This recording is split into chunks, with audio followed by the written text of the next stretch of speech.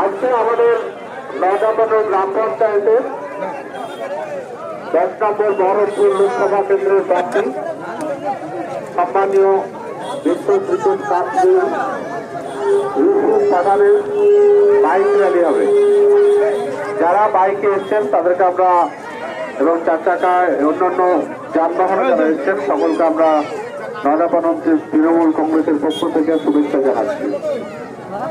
যে সমস্ত ভাইদের গাড়ি উল্টো মুখে আছে আর কি, হাটঘাটার ভিতর দিয়ে মিছিলটা যাবে, সেই সময় হুড়োহুড়ি হবে যাদের গাড়িগুলো ঘোরানো নেই, হাটঘাটার দিকে মুখ করে নেই।